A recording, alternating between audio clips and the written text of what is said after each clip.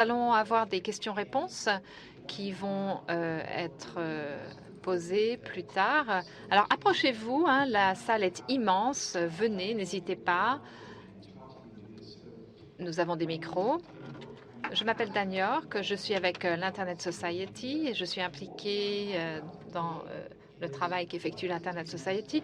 Ce dont on vous parler maintenant, c'est ce que l'on veut dire lorsqu'on parle de DNSSEC, quel est l'objectif de DNSSEC. Nous allons vous raconter une petite histoire, nous allons vous faire des sketchs et on va en fait s'amuser en ce dimanche soir. Alors, premièrement, quelques questions. Combien d'entre vous avez déployé le DNSSEC d'une manière ou d'une autre? Quelques personnes? Combien de personnes ne savent absolument pas de quoi il s'agit? Il y en a quelques-uns. Je vois que il y a même des chevauchements entre ces différentes réponses. Donc, on va revenir un petit peu aux origines du DNSSEC. C'était en moins 500 000, en 500 000 avant Jésus-Christ. Donc, voilà l'histoire. Vous avez là Ogwina qui habite dans une grotte d'un côté du Grand Canyon. Et voilà Og, il habite dans une grotte qui est de l'autre côté du Grand Canyon.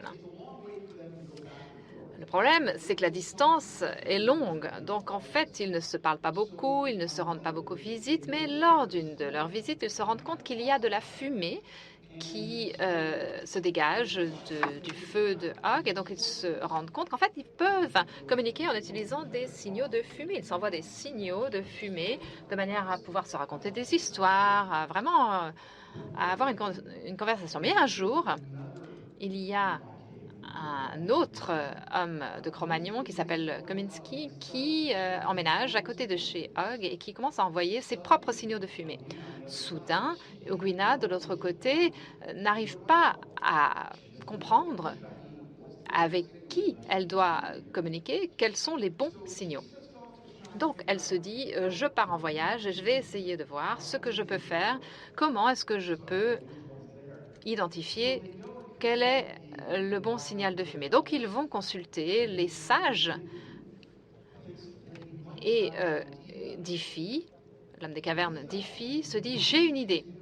Il se précipite dans la grotte de Og et il va tout au fond et il voit une pile de sable bleu. C'est assez étrange, cela n'existe que dans la grotte de Og. Donc, il prend son sable, il le jette sur le feu et le feu devient bleu, une couleur magnifique. Et tout d'un coup, ils peuvent communiquer. Gwina sait quels sont les signaux qui viennent de Og. Personne ne peut plus interférer dans la conversation parce que tout le monde sait que c'est la fumée bleue qui vient de Og. Alors, ce qui est quand même marrant, c'est que c'est de ça qu'il s'agit dans le DNSSEC. Il s'agit de s'assurer qu'on reçoit bien les bonnes informations de l'expéditeur. L'idée, c'est de faire quelque chose avec les informations pour voir ce qui vient de cette personne. Alors, on va passer à la partie un peu plus technique, hein, au niveau.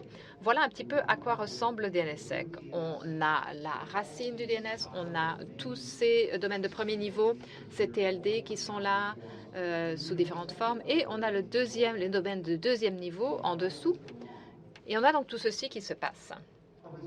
Alors, le résolveur de DNS sait comment atteindre la zone racine et il sait comment passer par la hiérarchie. Et à chaque niveau, le résolveur, il lui est dit d'aller parler à quelqu'un d'autre. En fait, c'est une base de données distribuée, le DNS. Donc, il y a un système de cache et un système de flux d'informations pendant tout le cheminement. Mais le problème, c'est qu'il n'y a pas de sécurité dans le protocole. Comme dans la petite histoire, il y a quelqu'un d'autre qui peut venir et usurper, donner d'autres réponses, d'autres manières. Vous pouvez empoisonner les caches des résolveurs parce qu'une fois que les informations sont stockées, eh bien, on peut les conserver pendant un certain temps.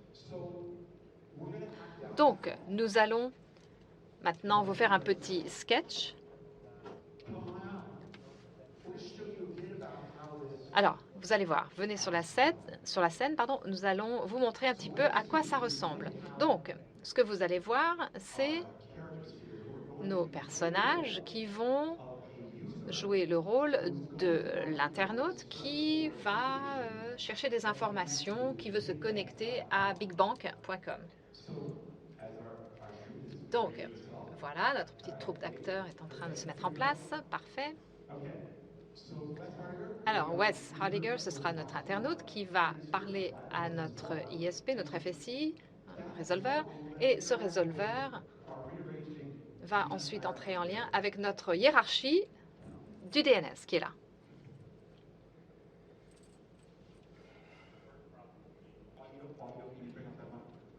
On a besoin du micro, s'il vous plaît. Ça y est, c'est bon. J'aimerais m'acheter un yacht. J'ai toujours eu envie de m'acheter un yacht. C'est vraiment des bateaux magnifiques. Donc, je pense qu'il faut que j'aille voir ma banque.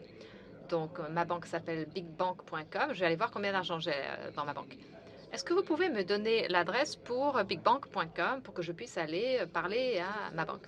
Oui, je suis justement le type de client que j'aime me garder heureux, donc je vais aller voir ce qui se passe. Bonjour, Racine, j'ai un internaute qui veut se rendre sur www.bigbank.com. Est-ce que vous pouvez me dire où est-ce que ça trouve? Ah, j'aimerais bien pouvoir, mais j'ai un problème. Je ne sais pas. En fait, je sais où trouver le .com. Vous pouvez donc demander au .com. D'accord, merci, je vais essayer. Bonjour, .com. Un de mes internautes veut se rendre sur www.bigbank.com. Est-ce que vous pouvez me dire où c'est? Ah, je ne sais pas où se trouve le www, mais par contre, le bigbank.com est là. Ah, bonjour, Bigbank.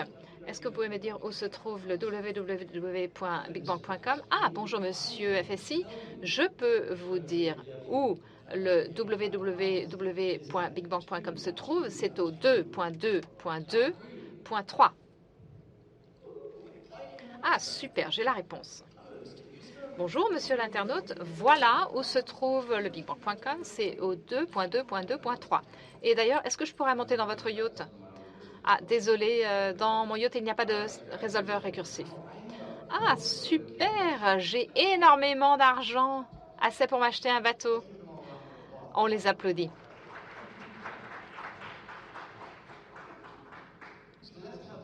Donc voilà comment fonctionne le DNS. Voilà ce qui se passe constamment pour toutes les petites requêtes de DNS qui sont effectuées. Alors maintenant, nous allons voir un petit peu comment ça pourrait se passer.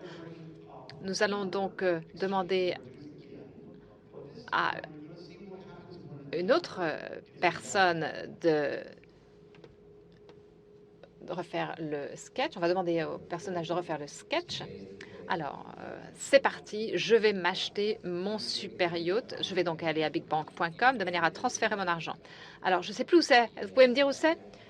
Oui, moi aussi, j'ai oublié, mais je vais me débrouiller pour trouver l'information. Bonjour, Racine. Un de mes internautes veut aller à www.bigbank.com. Vous pouvez me dire où c'est? Ah, mais si seulement je connaissais la réponse. Je sais où se trouve le .com, par contre. Est-ce que ça vous aide? Oui, on va aller voir. Bonjour.com. Un de mes internautes veut aller au www.bigbank.com. Vous pouvez me dire où c'est? Je ne sais pas, mais je sais que bigbank.com se trouve au 2.2.2.2.2. Je sais, le bigbank.com, c'est au 6.6.6.6.6.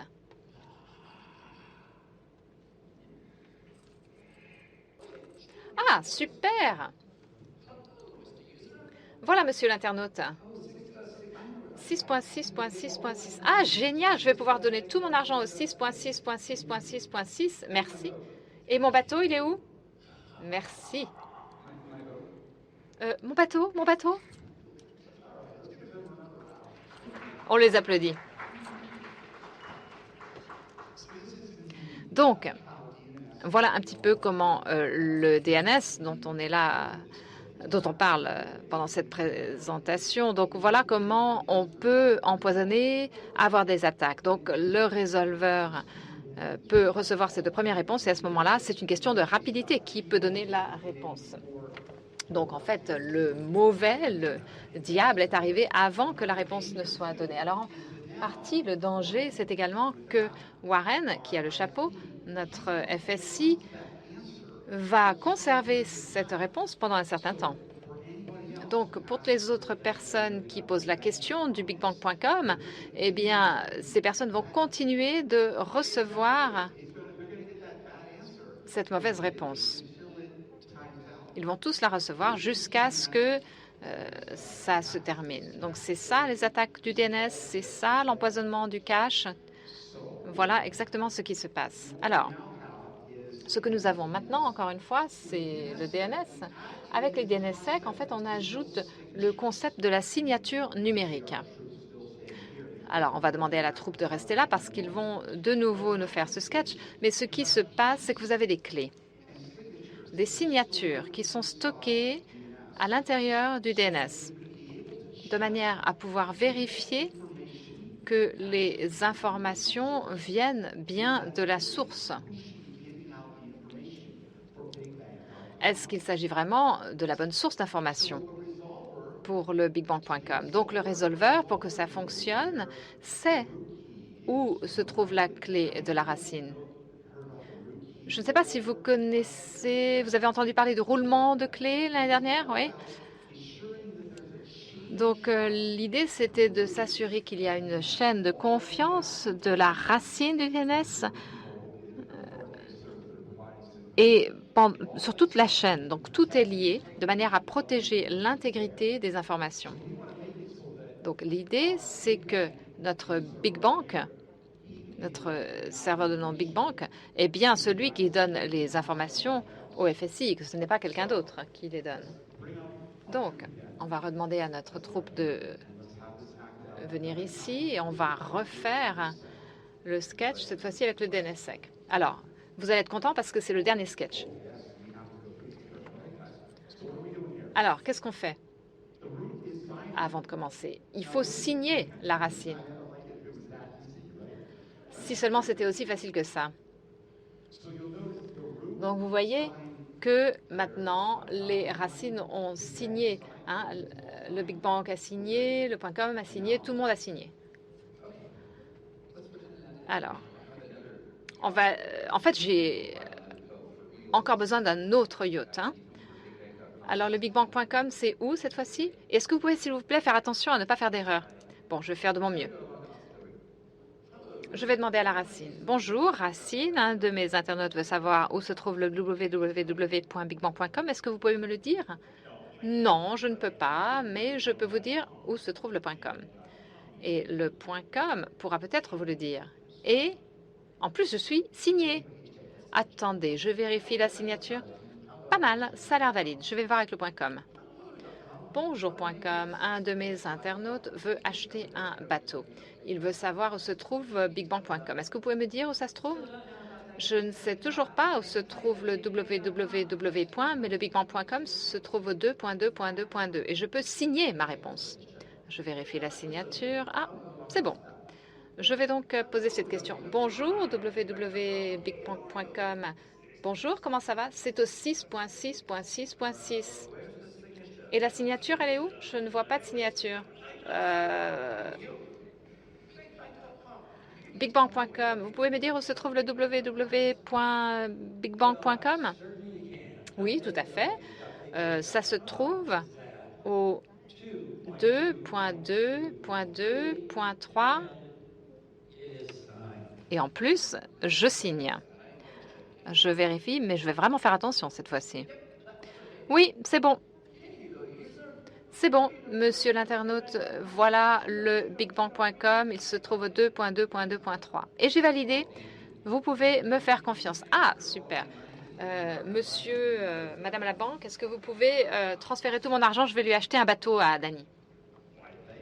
Ah bah merci, ouais, c'est très sympa. Allez, on les applaudit.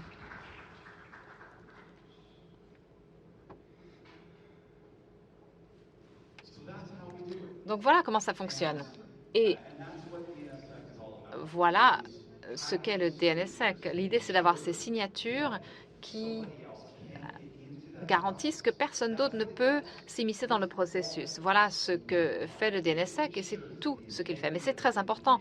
Le DNSSEC garantit l'intégrité des informations. Ce que le client reçoit, c'est ce qui a été mis dans le DNS. C'est pas une question de confidentialité, c'est uniquement de vérifier que les informations correspondent à ce que l'internaute a mis dans le DNS. Alors, nous allons maintenant vous donner quelques exemples avec Russ Mundy, qui va venir faire la présentation. Je vais rendre à Wes son argent. Russ Mundy au micro. Merci, Dan.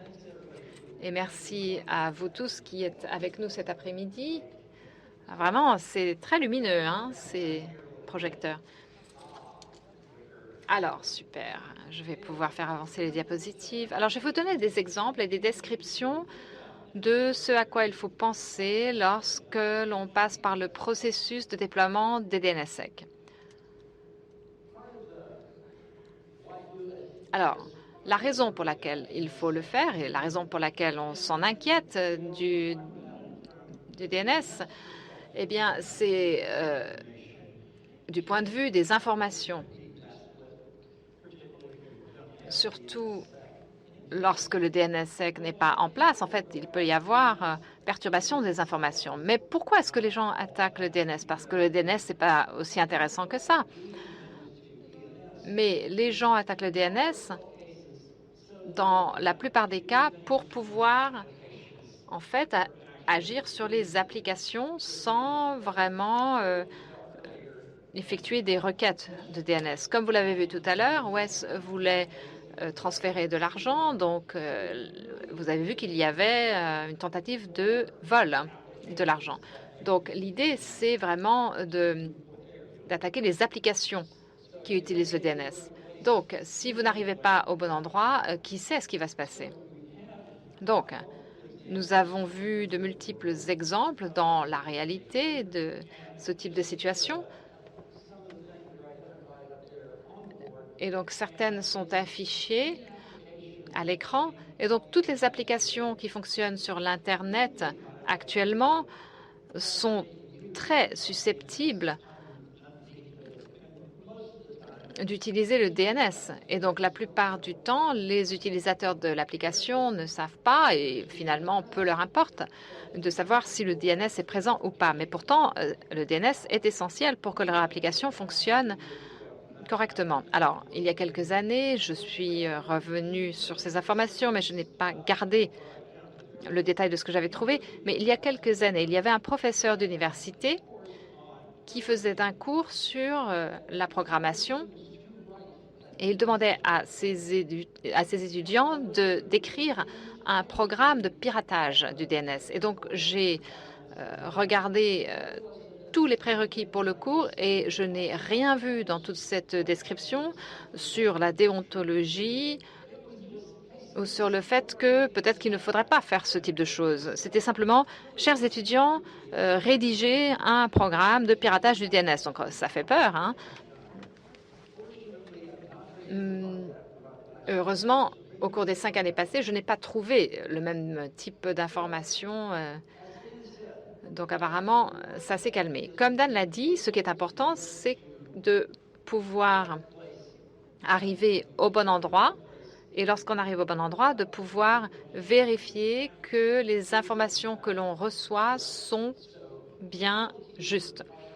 Donc, la clé cryptographique publique qui est intégrée pour que le DNSSEC fonctionne, c'est le mécanisme technique qui sous-tend tout ceci. Alors,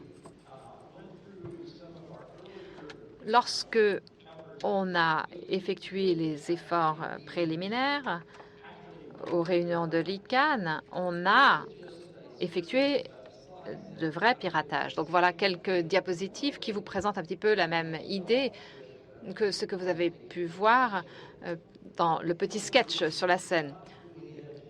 Une des raisons pour lesquelles on a arrêté de le faire, en vrai, en fait, c'est que lors d'une des réunions, on a réussi, plutôt que de pirater le DNS dans la salle spécifique, étant donné la configuration du réseau qui n'était pas exactement ce à quoi on s'attendait, en fait, on a piraté le DNS pour toute la réunion de l'ICANN. C'était assez drôle à ce moment-là. Après, une fois fait, mais bon, au moment même, c'était pas très drôle. Le Joe, l'utilisateur que vous voyez en bas de l'écran à gauche, veut aller sur son serveur web et comme vous le voyez sur l'écran, vous voyez qu'il envoie donc une requête, une demande qui va vers son serveur récursif qui lui-même l'envoie au serveur autoritaire qui fait autorité. Il reçoit donc, il envoie sa réponse au serveur récursif et ensuite le serveur récursif renvoie l'information à l'utilisateur. Voilà, c'est ce que vous avez vu tout à l'heure à travers le sketch que l'on a mis sur scène. Une fois cela fait, une fois que cela est fait, il peut continuer avec cette transaction. Lorsque nous mettons cela sur un site web. Vous voyez à l'écran la configuration que l'on utilise. Vous voyez ce que vous pouvez voir sur l'écran en lui-même. Il n'y a pas de formule standardisée, mais bon, c'était l'idée de mettre une indication qui prouvait que cela avait été vérifié avec le DNSSEC. Lorsque l'on n'utilise pas la validation DNSSEC ou donc son mécanisme, vous allez avoir un symbole totalement différent, comme vous voyez sur l'écran, avec la petite marque verte en haut à gauche, et ensuite vous avez la page avec le triangle jaune qui dit que le DNSSEC n'est pas en place. Alors, c'est ce qu'on vous a montré tout à l'heure sur la scène. Comme vous voyez, Joe, l'utilisateur, envoie une demande, mais cette fois-ci, le diable est sur le réseau. Donc, la demande part comme ça. Et dans le vrai monde, enfin, vous savez, là, le diable voit cette demande et fournit une réponse malgré que cette demande continue tout de même à se déplacer à travers le réseau. Mais Joe, l'utilisateur, est envoyé vers le mauvais site web. Comme vous voyez, les autres requêtes sont revenues avec une réponse, mais Joe, l'utilisateur, n'a pas reçu cette réponse car le résolveur qu'il a utilisé lui a envoyé une fausse réponse. Et donc, cette requête est allée au mauvais site web. Donc, il ne peut pas passer à travers tout cela à moins d'utiliser le DNSSEC. Une DNSSEC empêcherait de recevoir donc cette mauvaise réponse. Il obtiendrait la bonne réponse et par la suite pourrait revenir vers le bon site web et obtenir les informations comme prévu. Nous avons donc mis en place un site web pour montrer ce qui peut être fait. D'ailleurs, ce site web avait été construit de façon à montrer qu'il y avait une section de ce site web qui montrait un endroit, donc un emplacement où il pouvait y avoir un piratage. Nous avons utilisé un moteur de recherche qui n'utilisait pas le DNSSEC. Nous avons inséré là des informations et ces informations étaient des fausses informations. Et ça disait Steve Kropker a admis que le DNSSEC ne résoudrait pas la faim dans le monde. Vous voyez, donc c'était une illustration humoristique, mais comme vous le voyez sur l'écran, le DNSSEC n'était pas présent. Et là-haut, sur l'écran à gauche, vous voyez un autre titre qui dit .org a partagé les avis DNSSEC avec Comcast. Donc là, ce site était vérifié. Donc avec le piratage, nous avons rajouté des informations sur une page. Même si c'était la même page sur le moteur de recherche, l'information qui s'y trouvait était complètement différente et donc il y avait des informations fausses qui avaient été intégrées sur une page web. Donc quand on passe d'un serveur de nom de domaine qui soit vide, avec pas d'information de cache par exemple, comme vous voyez à l'écran, c'est CNN.com il y a quelques années. Comme vous le voyez, il y a 75 à 100 demandes juste pour construire une page. Et toutes ces demandes peuvent être piratées, bien sûr. Est-ce que c'est mieux maintenant? Pas forcément. D'une certaine manière, oui, mais d'une autre, non. Pour construire une page d'un site comme celui-ci, comme vous le voyez à l'écran, cette instrumentation démontre que tout cela, il y a des signatures DNSSEC, mais cela prend beaucoup de travail. Cela prend énormément de temps. Donc,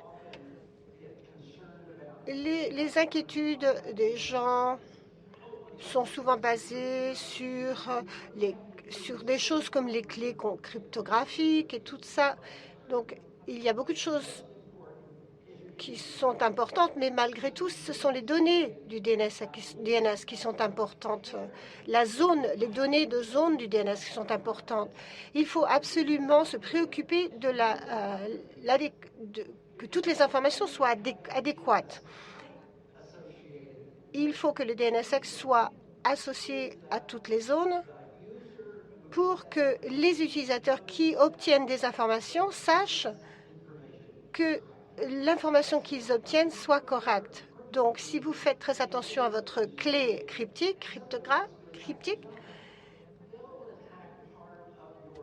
les personnes qui essaieront d'attaquer votre système attaqueront les parties de votre système qui envoient les informations. Si vous signez ces informations, la personne qui va recevoir les informations saura que les informations sont correctes. Mais dans le cas des attaques qui ont réussi, les gens ont reçu les mauvaises informations. Donc, en fait, si vous ne faites pas les choses comme il le faut, vous, en tant qu'opérateur, vous devez vraiment vérifier que cette information est correcte. Sinon, la faute sera la vôtre, parce que vous n'avez pas géré les informations de façon adéquate. Voilà donc un exemple du DNS sans le DNSSEC. Vous saisissez les informations dans votre serveur qui fait autorité. Cette information donc rentre. Le serveur qui fait autorité contient ces informations et reçoit donc une requête de serveur récursif et il répond à cette demande. Si vous allez inclure le DNSSEC dans vos opérations,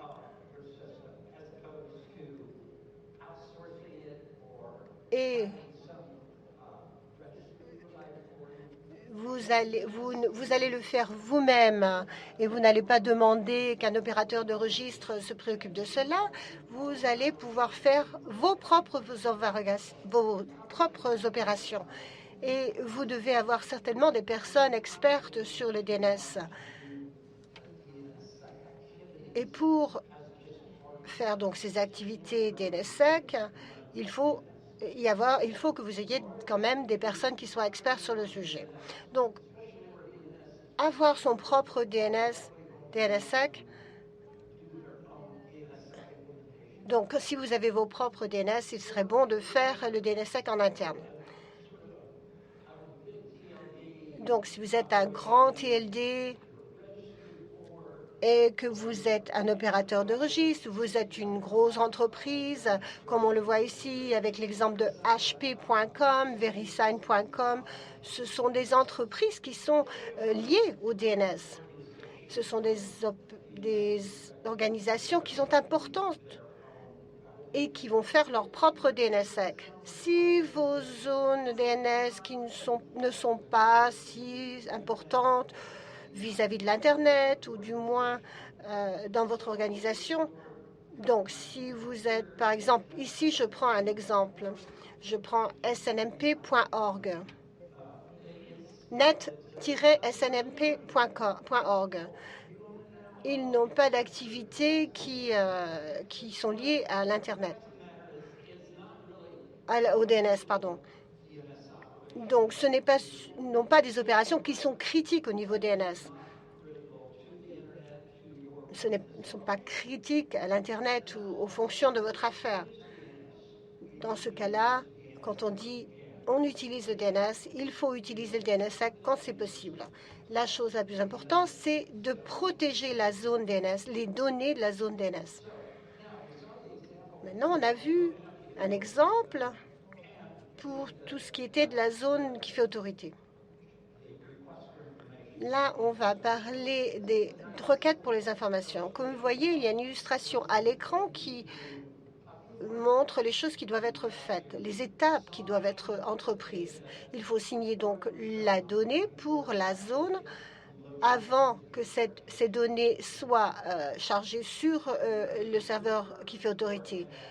Ensuite, le serveur récursif lui-même a besoin d'avoir la clé de la racine et de faire la validation. Parce que ainsi, une fois que les requêtes soient faites et que les réponses reviennent, la validation peut être effectuée. Cela peut être fait avec une configuration. C'est assez simple.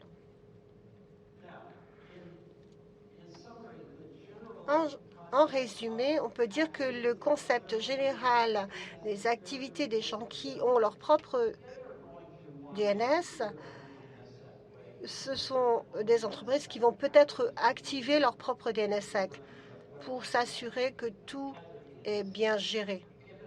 Si une activité utilise des sous-traitants pour le DNS, ils vont peut-être aussi pouvoir prendre des sous-traitants pour activer le DNSSEC. Dans certains cas, les choses deviennent de plus en plus simples. Beaucoup de fournisseurs ont des services externes de DNS qui n'offraient pas dans le passé le DNSSEC. Donc, je voudrais insister que que ces gens-là puissent utiliser des sous-traitants pour qu'ils le fassent. Il n'y a pas beaucoup de gens qui vont le faire, mais je sais que si ces personnes ne veulent pas trouver de serveurs qui vont le faire, il faut donc changer d'opérateur pour que ces gens-là mettent en place le DNSSEC. Voilà, donc il s'agit de ma diapositive qui fait un peu résumé du DNSSEC. Attendez, revenez en arrière. Nous allons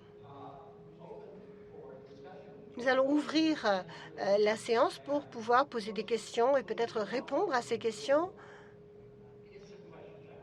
J'espère que vous avez des questions. Voir ce micro, oui, si vous voulez bien venir nous poser des questions, nous allons avoir des micros volants pour la salle. Alors, qui donc a des questions? Il y a des questions, c'est sûr. Il y a Andrew qui va passer dans la salle avec un micro volant. Alors, ici, il y a une question. J'avais peur qu'il n'y ait personne. Il aurait fallu qu'on commence à faire des blagues et ça pourrait être difficile. Allez-y. Nouvel intervenant micro. Merci pour votre présentation. Je suis Rocio de la Fuente. Je suis boursière durant cette réunion. Je voulais juste voir si j'ai bien compris tout cela. La signature suit la hiérarchie du DNS. Donc, si le TLD n'est pas signé pour mon domaine, ce domaine qui est enregistré n'a pas le DNSSEC. On ne peut pas obtenir le DNSSEC. Voir ce micro, oui. Non, attendez. Alors, la réponse est celle-ci. Vous pouvez signer votre domaine, mais ce ne va pas suivre dans la chaîne de confiance. Donc, si quelqu'un ne pourra pas valider jusqu'à la racine. Donc, oui, en général, pour que le DNSSEC fonctionne, il faut que le TLD soit signé. Autre intervenant. Idéalement, il faut que toute la chaîne soit signée parce que le DNSSEC va vous protéger tout au long de la hiérarchie. La plupart des TLD sont signés maintenant et d'ailleurs, nous allons faire un atelier sur le DNSSEC. Il y a plus de 10 millions de noms de domaines qui sont signés. Comme je suis sûre que le www.bigbang.com existe, et ça se trouve, il n'est même pas signé.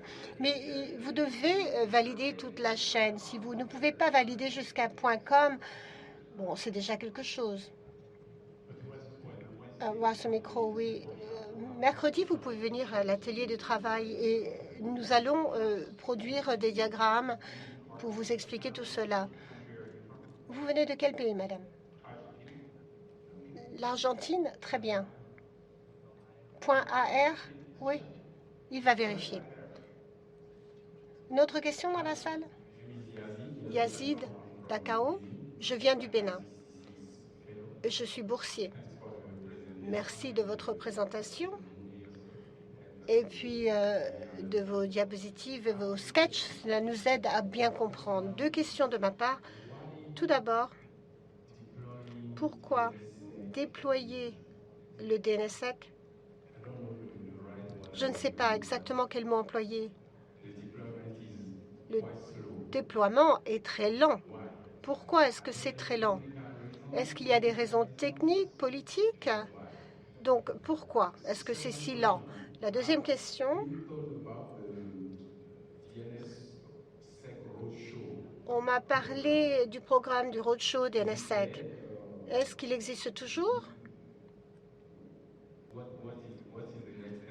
Quelle est la prochaine étape pour ce programme de roadshow de DNSSEC?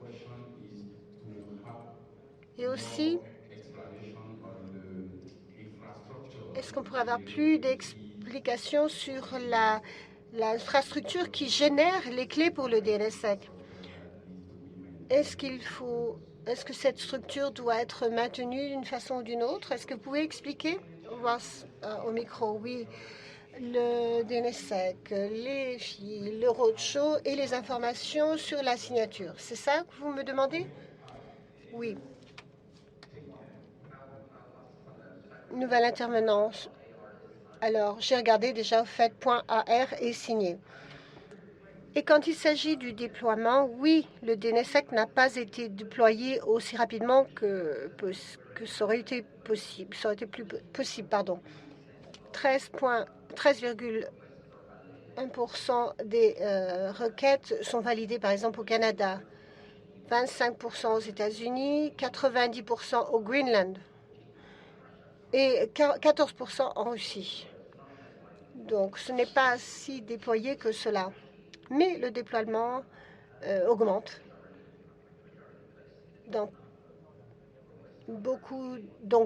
La plupart des demandes sont validées et la plupart des TLD sont signés. Et les nouveaux contrats de TLD fournissent cette information. La plupart des CCTLD aussi sont signés. Ouais, ce micro. Si vous voulez suivre les choses de façon journalière, mon collègue Victor et moi avons un site web que nous actualisons de jour en jour. Ça s'appelle dnsec.tool.org. Si vous regardez les diagrammes, vous allez voir que le déploiement a augmenté depuis 2011. Des fois, il y a des grands soubresauts de déploiement. Il y en a eu il n'y a pas très longtemps d'ailleurs parce que One.com, qui est un fournisseur, a signé beaucoup de choses sous le point DK. Donc, il y a eu une grosse augmentation. Donc, on a besoin de plus de choses comme ça. On a besoin de grosses entreprises qui le fassent par défaut. La plupart des domaines qui sont utilisés dans le monde sont utilisés par des grosses entreprises. Et de façon traditionnelle, il y a eu des grosses augmentations, des grands soubresauts au niveau du déploiement. Par exemple, il y a eu ça en République tchèque. Il y a eu des incentives pour le déploiement. Ainsi, les enregistrements sont moins chers et cela permet de faire une poussée justement pour qu'il y ait plus de déploiement et plus d'entreprises qui signent. Ouais, ce micro, nouvel intervenant micro. Beaucoup d'incentives différentes qui ont été utilisées par des organisations variées pour encourager les gens à faire le DNSSEC. Et dans ce sens, il y a quelque chose qui a beaucoup aidé, c'est que la plus grande partie de tous les résolveurs publics qui étaient disponibles, donc la plupart d'entre eux emploient maintenant la validation du DNSSEC. Une des choses sur lesquelles nous avons travaillé d'ailleurs et depuis longtemps, c'est que nous voulions justement voir cette validation, que cette validation passe aille jusqu'à l'application finale. Il y a des exemples qui ont été utilisés dans cette présentation. On a parlé tout à l'heure du piratage avec la page qui parlait de Steve Crocker. Cette attaque avait été produite au niveau du moteur de recherche. Il faut continuer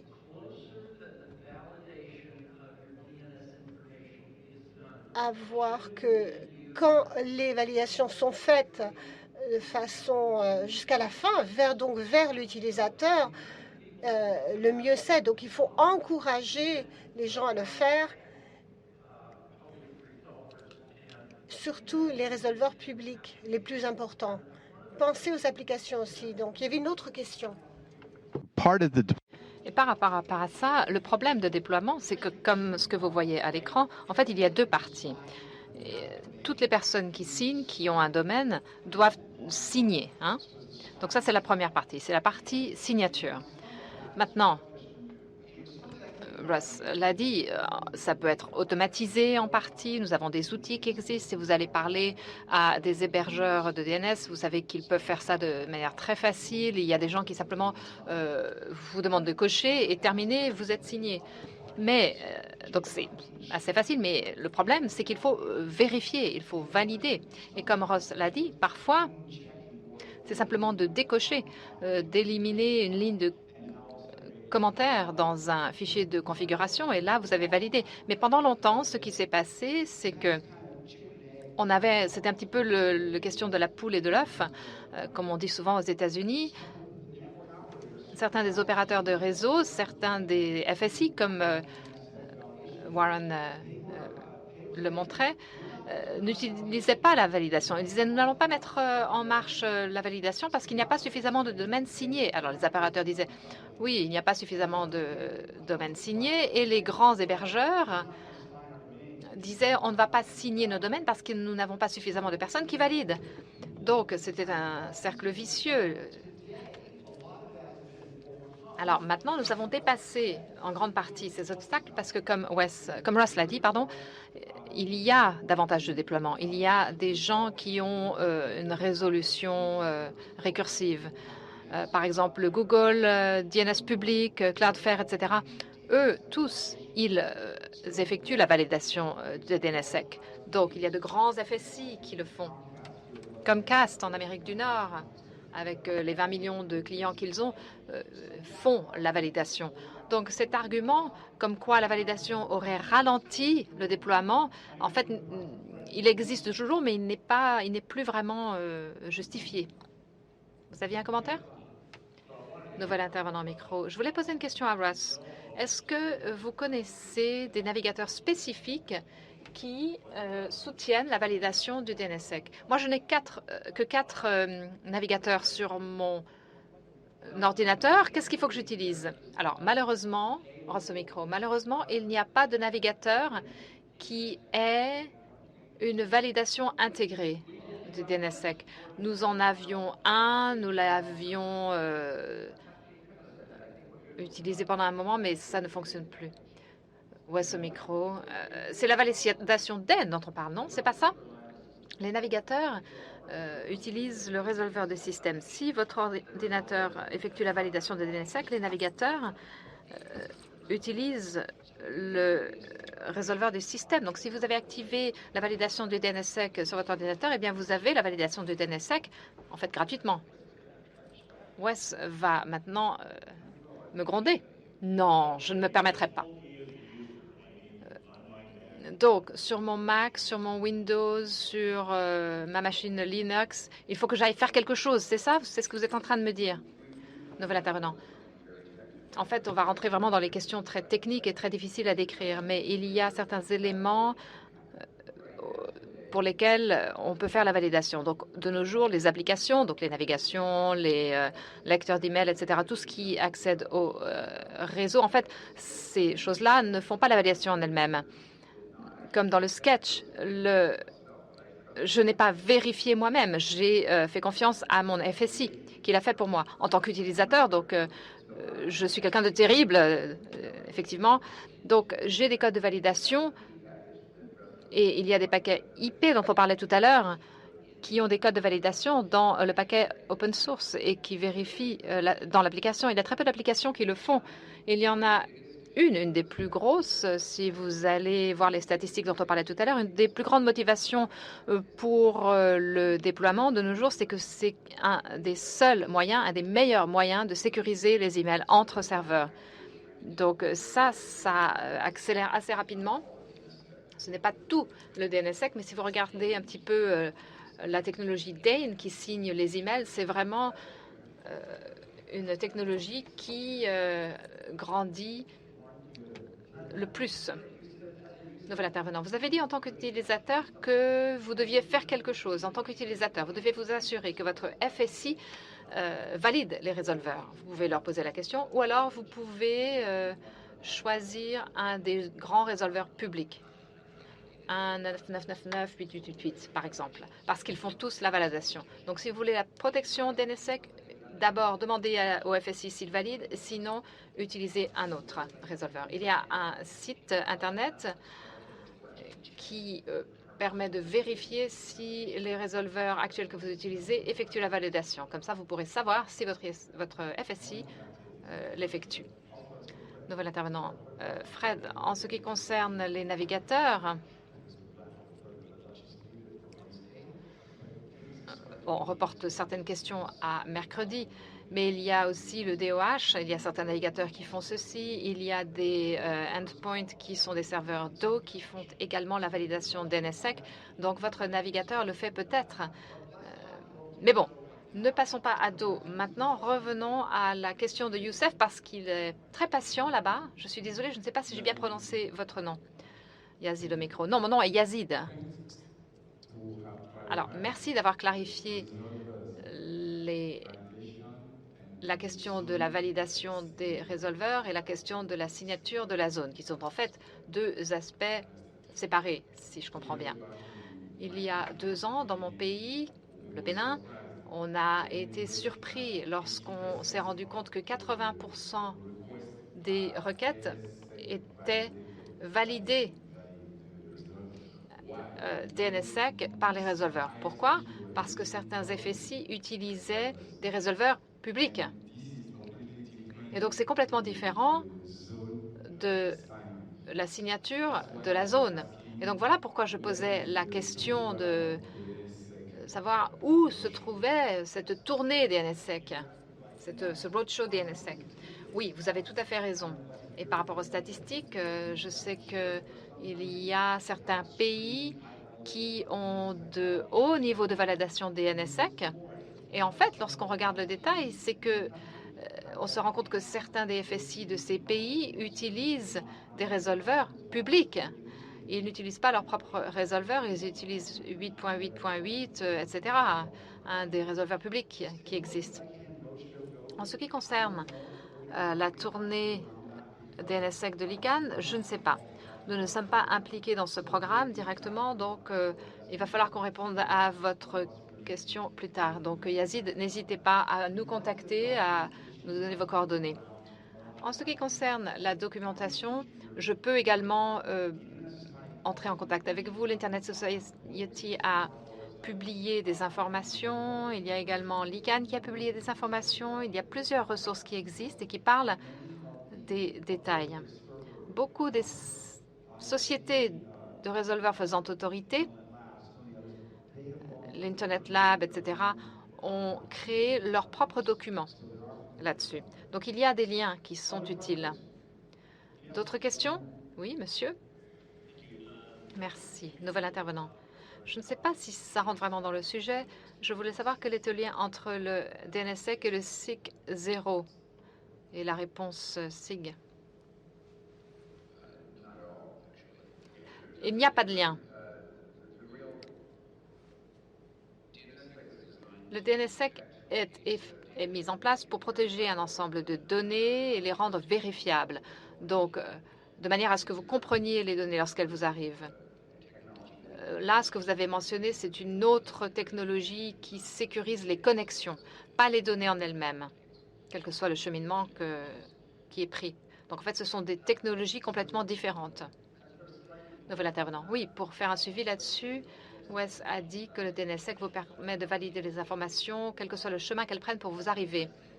Une des choses que l'on peut ajouter par rapport à ça, c'est qu'il y a un certain nombre de personnes qui téléchargent actuellement toute la zone racine dans leur résolveur parce que tout est signé. Donc, vous pouvez simplement valider avec votre résolveur et vous n'avez pas besoin d'envoyer les mêmes requêtes. Donc, ça, c'est un des aspects positifs de VeriSign. Vous pouvez simplement laisser quelqu'un d'autre faire le travail. Par rapport aux requêtes de transfert, comment est-ce qu'on a tout le fichier de zone? Alors, beaucoup des acteurs, BNF et d'autres, vous laissent faire une requête NXFR. Si davantage d'informations vous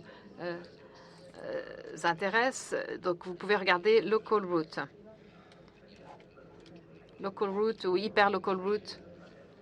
Il y a un projet qui vous permet donc de le faire sur une page web. Oui,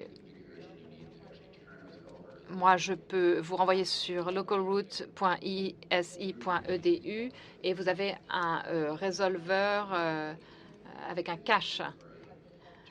Donc, c'est utile si vous êtes administrateur et si vous avez certaines connaissances. Autre question sur le DNSSEC. Par exemple, si vous avez les .com, vous avez des dizaines de serveurs de nom. Est-ce que chacun a une clé DNSSEC unique pour chaque machine ou est-ce que c'est une clé pour tout le TLD? Nouvel intervenant. Vous signez en fait une zone. Donc, une fois que la zone est signée, vous pouvez la mettre sur n'importe quel serveur de nom. Donc, c'est vraiment pratique si vous avez votre propre serveur de nom et si vous avez une autre organisation qui est en fait esclave ou secondaire. Vous signez votre zone, vous lui donnez la zone, il n'y a pas d'autre clé. Donc, pas besoin de s'inquiéter de ces personnes. Oui, c'est ça la beauté du fonctionnement. Une fois que vous avez tout signé, eh bien, vous pouvez simplement la communiquer. C'est la clé publique, la clé privée. D'autres questions? Ça peut être des questions génériques, ça peut être des questions stupides, ça peut être des questions... pourquoi est-ce que les DNSSEC ont le SEC à la fin? Qu'est-ce que ça veut dire? Oui, Yazid. Yazid au micro. Autre question. J'ai entendu dire que il y a des investigations ou des analyses qui viseraient à changer le protocole qui génère les clés publiques et privées de la zone racine. Où ont lieu ces discussions et que nous réserve l'avenir? Nouvel intervenant au micro. Je pense que mes collègues qui sont là pourraient peut-être en parler, mais vous avez raison. Lorsqu'il y a la signature, donc vous voyez en haut pour le premier serveur, vous signez grâce à un algorithme cryptographique. Ça peut être une courbe elliptique, ça peut être autre chose, mais donc ces algorithmes cryptographiques ont différentes propriétés. Certains sont plus ou moins sécurisés. Les protocoles en fait d'origine ont déjà été compris, donc maintenant on doit passer à un niveau de sécurisation supérieur. On considère surtout les courbes elliptiques qui sont plus courtes aussi. Donc oui, il y a d'autres algorithmes, différents algorithmes qui existent. En ce qui concerne la racine, Warren, vous voulez dire quelque chose, non? Warren au micro. Je vais faire un commentaire d'ordre général, donc. Vous avez poussé le bouton, je l'ai vu, vous vouliez prendre la parole. D'accord. Alors, il y a pas mal de croyances par rapport aux meilleurs protocoles cryptographiques. Et donc, en général, les gens ne sont jamais d'accord. Ils s'attaquent là-dessus. Est-ce que le RSA est meilleur? Est-ce que c'est le 25511 qui est meilleur? Etc. Beaucoup de débats. Donc, pour l'instant, il y a eu une migration de RSH à certains protocoles, mais certaines personnes commencent à parler des protocoles sécurisés Quantum Secure. Certains ordinateurs, apparemment, pourraient avoir un impact sur le fonctionnement de ces protocoles. Mais donc, c'est un petit peu ce que les gens commencent à voir, et le sujet des débats. Je crois que du côté de la racine, il n'y a pas de plan immédiat pour changer le protocole. Russ? Russ au micro. Nous n'allons pas le changer, mais je voudrais quand même promouvoir, ou plutôt faire la page pub pour notre atelier de mercredi, parce que nous allons justement avoir une présentation de Kim Davis sur ce qui est prévu pour le prochain roulement de KSK de la racine. Donc, si vous êtes intéressé par davantage d'informations, par des détails sur quand, comment, également sur les différents commentaires de la communauté par rapport à ça, eh bien, vous avez un atelier sur le DNSSEC l'après-midi. Je crois que c'est une séance de 20 à 25 minutes pendant laquelle Kim, qui est président de la PTI, qui gère Liana, fera une présentation sur le premier jet du plan qui vient en fait d'être publié vendredi ou samedi. Et cet atelier sera à 13h30 à côté, dans la salle 517C. Et donc, il y aura plusieurs heures passées à discuter de différentes questions relatives au DNSSEC.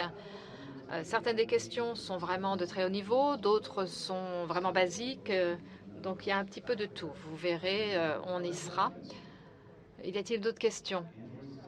Andrew est là, il a levé la main. Il faudrait peut-être l'aider. Personne? Les conseils sont gratuits. Sinon, on va recommencer à faire des blagues. Regardez un petit peu, c'est parfait. J'ai utilisé ma menace de la blague et ça a marché. Nouvel intervenant. Je ne sais pas, c'est peut-être une question bête, mais je voulais clarifier quelque chose. C'est en fait un suivi à la question de Fred de tout à l'heure. Donc, en fait, si je n'ai pas un navigateur qui est compatible avec le DNSSEC, Outlook ou que sais-je, donc, est-ce que cela veut dire que la partie qui est entre mon résolveur DNS et mon client n'est pas protégée techniquement? Nouvel intervenant. Oui, mais il faut que je clarifie quelque chose. Toutes les applications de votre dispositif, historiquement, ont toujours laissé la résolution du DNS à un résolveur stub dans le système opérationnel qui ensuite envoyait les requêtes au FSI, etc. Donc, si votre système d'exploitation n'était pas compatible avec la signature, la vérification des signatures, eh bien, oui, vous étiez en risque. Vous étiez en situation de risque et le diable pouvait venir prendre les informations et vous diriger vers notre site. Donc, c'est ce qui s'est passé du point de vue historique. En dehors des exemples où les gens avaient mis en place une validation des DNSSEC par eux-mêmes. Mais ceci évolue. Il y a tout un groupe au sein de l'IETF qui essaye de voir un petit peu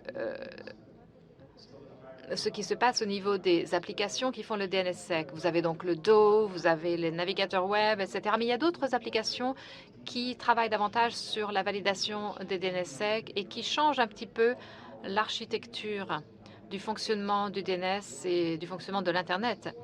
Alors, Warren veut dire quelque chose? Oui, Warren pense que nous avons trop vendu la protection, en fait. Warren au micro. Ce qui se passe, c'est que si le FSI fait toute la validation et si le FSI revient vers l'internaute et dit « Oui, oui, t'inquiète pas, j'ai tout validé », en fait, le DNSSEC ne fonctionne pas exactement comme ça.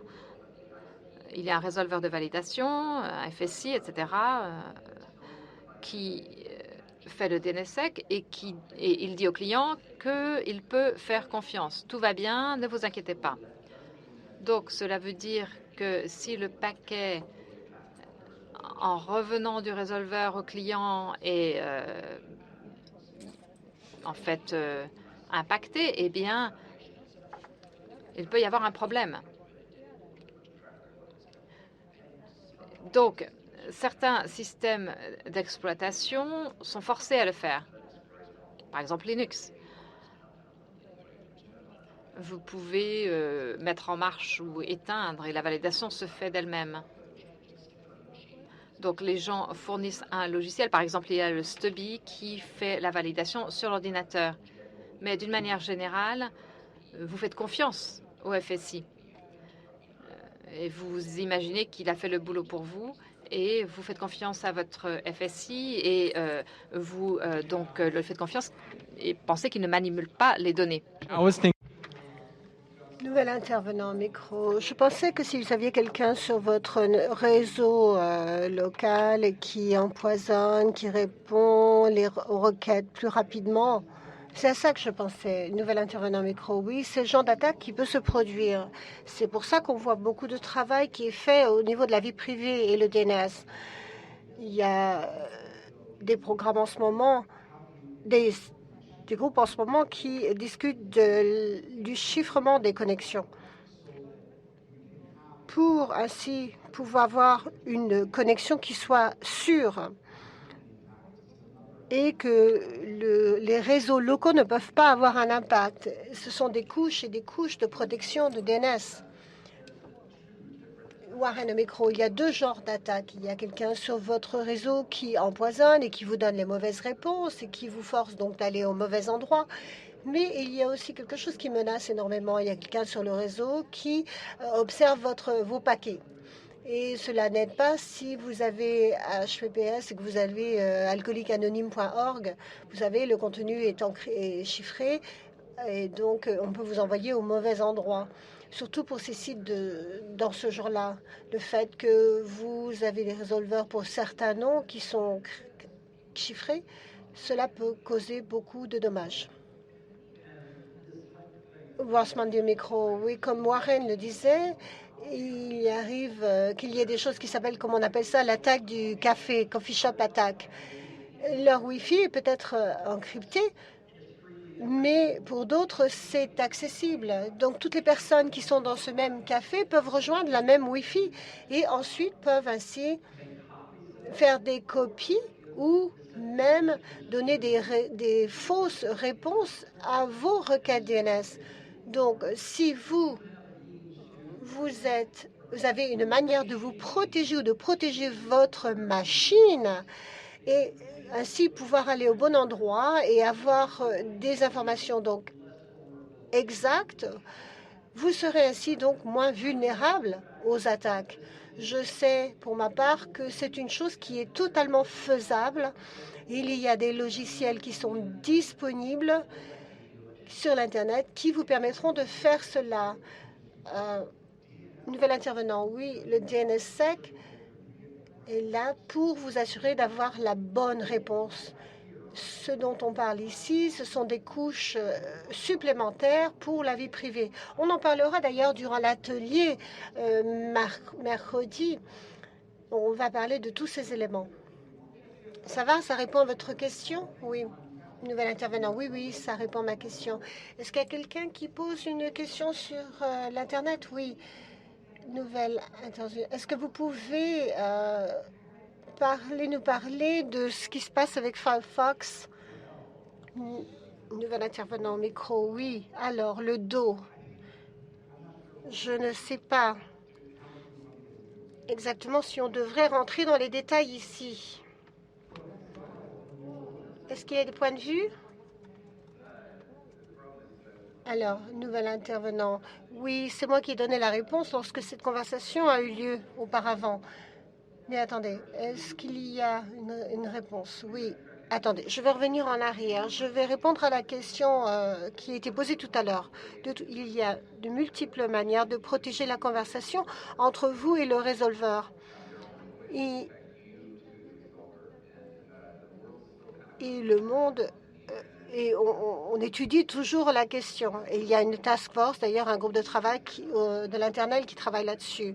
Vous pouvez faire quelque chose comme Do, comme Dot. Il y a des tas de manières pour pouvoir vous protéger. Tous ces systèmes fonctionnent.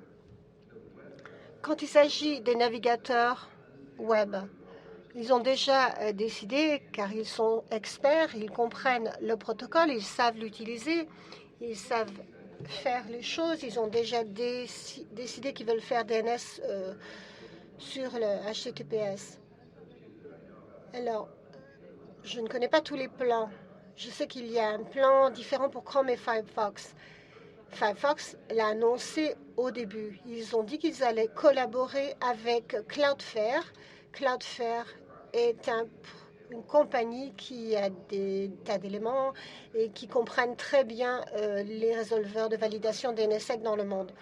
Ils vont donc collaborer avec Cloudflare pour envoyer toutes leurs requêtes DNS. Si vous utilisez donc Firefox et que vous êtes aux États-Unis, les plans de déploiement ne sont pas encore mis sur le calendrier, mais je pense qu'il va y avoir un test aux États-Unis ce mois-ci avec Cloudflare.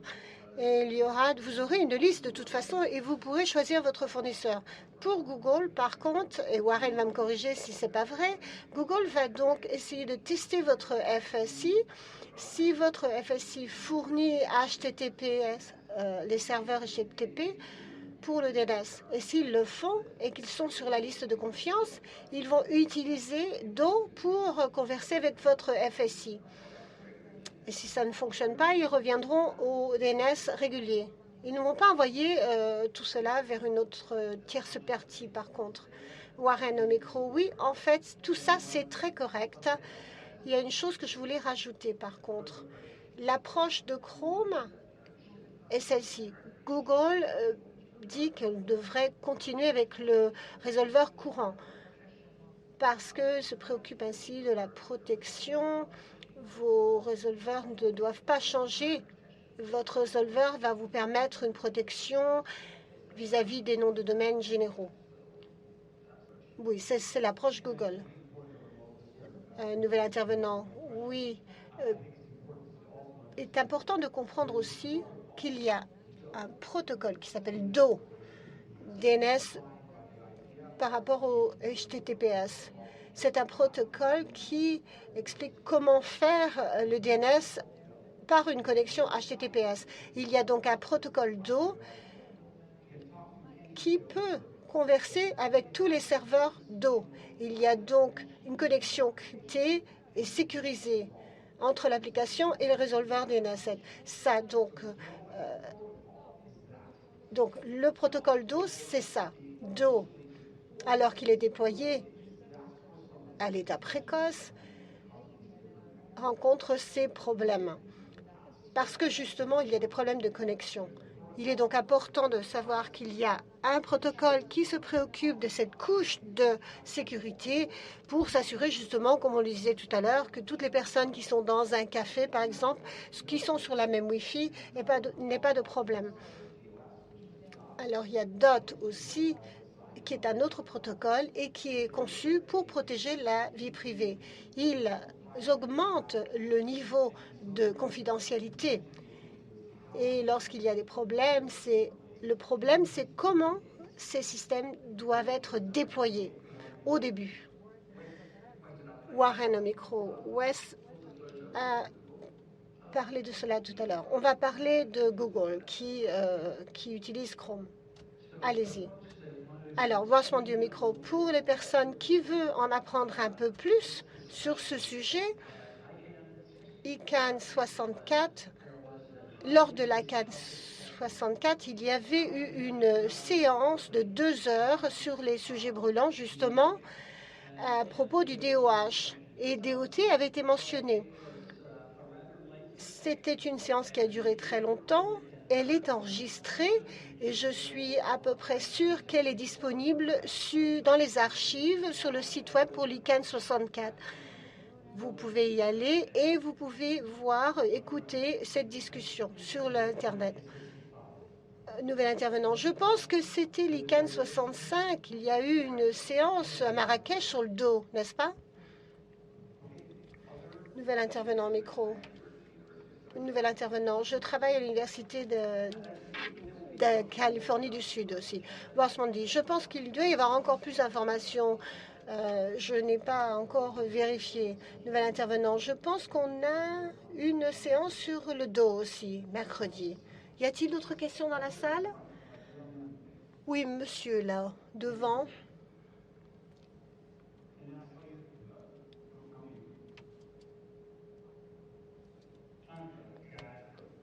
Nouvel intervenant, je suis un type qui vient des États-Unis. Alors, comment est-ce qu'on peut faire les requêtes au niveau privé qui ne sont pas ce qu'on appelle les requêtes coffee shop, dans le cas où la demande est encryptée? Nouvel intervenant, oui, là, ces technologies vous permettent de faire cela. On parlait de Do et de Dot. Vous pouvez faire cela à partir de votre navigateur si vous êtes sur Chrome ou sur Firefox. Vous pouvez les installer maintenant pour utiliser Do et vous pouvez leur dire vers quel serveur ils doivent se connecter. Vous pouvez donc le faire maintenant. Vous pouvez aller aussi à dnsprivacy.org.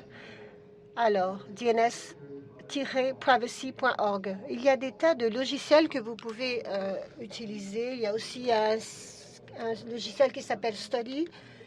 Vous pouvez envoyer toutes vos requêtes vers un serveur Do.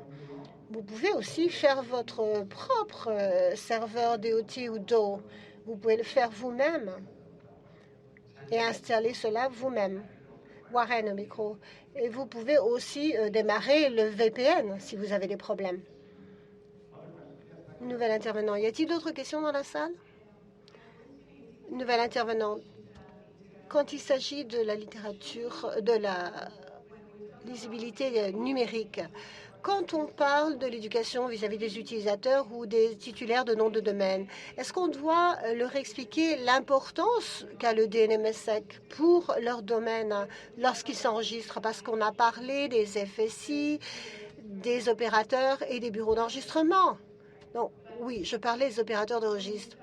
Mais lorsque l'on parle de cela, est-ce que cela pourrait aider le déploiement du DNSSEC? Quelle est votre opinion sur ce sujet? Oui, nouvel intervenant. Oui, je peux vous répondre. Je peux vous dire oui, absolument. Nous encourageons les gens d'inclure cela. Quand on déploie son domaine, il doit être signé. Encore une fois, certains des bureaux d'enregistrement, je ne sais pas ce qui se passe en Argentine pour vous, mais il y a donc encore une fois des bureaux d'enregistrement qui sont arrivés à un point où ils font les choses d'une façon très facile. C'est devenu une procédure simple et ça, c'est idéal. Et c'est là où on veut en arriver. Quand il s'agit de la signature, il faudrait que ce soit quelque chose de simple, quelque chose qui n'implique pas grand-chose de la part de l'utilisateur final. Nous voulons que les gens s'impliquent et que les gens signent.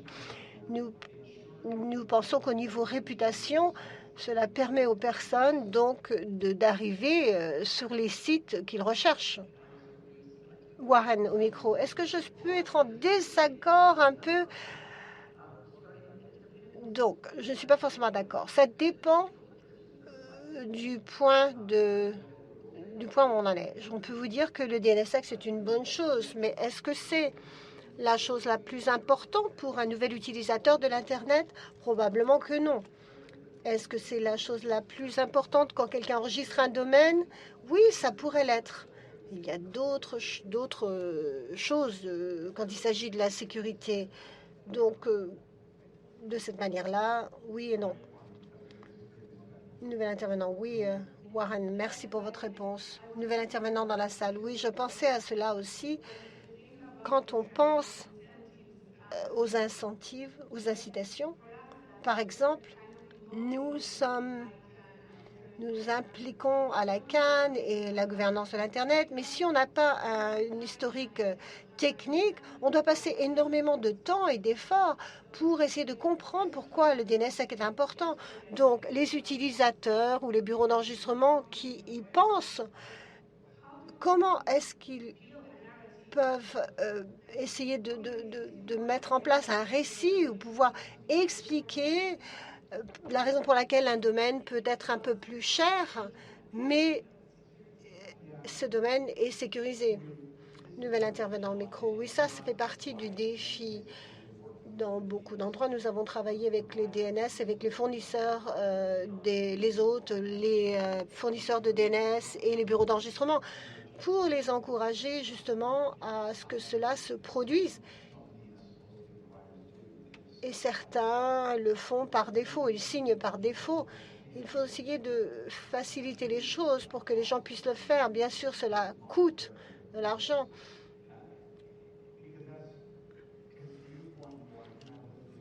Et je suis d'accord sur Warren, parce que en général, quand quelqu'un va en ligne, c'est quelque chose de plus à faire. Mais tout cela dépend de leur niveau d'expertise. Ce n'est pas forcément une priorité pour tout le monde. Et pour cela, c'est quelque chose que l'on va conserver au niveau de l'infrastructure. Y a-t-il d'autres questions? Nous avons le temps pour une question ou deux. Non, il n'y a pas de questions? Monsieur Levine, ici, vous avez une question? Je dis ça parce que je connais ce monsieur très bien. John Levine au micro, oui. C'est une publicité, en fait. Et il y a un moment, vous avez parlé de la cryptographie quantum et de son impact sur le DNSSEC. Donc, je pense qu'on va en parler durant la journée technique demain. La personne qui va faire la présentation n'est pas géniale, mais bon, on ne peut rien y faire. Nouvel intervenant. Nous assumons, nouvel intervenant micro, nous assumons que ce sera vous vous allez faire cette présentation. John va donc faire une présentation là-dessus demain. Si vous êtes nouveau, d'ailleurs, demain c'est la journée technique. Il y a beaucoup de réunions qui auront lieu dans ces salles et il y a beaucoup de sujets qui seront adressés. On va parler de la cryptographie quantum et toute autre chose dans ce genre. Je n'ai pas regardé encore l'ordre du jour pour cette semaine, donc je ne suis pas tout à fait au courant. Alors, Warren au micro, oui, cette réunion aura lieu à 516C, dans la salle 516C. Et cela commence à 10h30 demain matin. Y a-t-il autre chose? Très bien. Donc, si c'est tout, je voudrais vous remercier de votre présence. Si vous êtes donc intéressé sur notre travail, vous pouvez venir nous voir ici. Nous pouvons répondre à vos questions. Encore à 517C, mercredi, nous allons avoir l'atelier de travail sur le DNSSEC. Vous pouvez aller sur l'ordre du jour et voir un petit peu quel sera notre agenda pour cette journée, pour cette séance. Passez une bonne semaine à l'ECAN.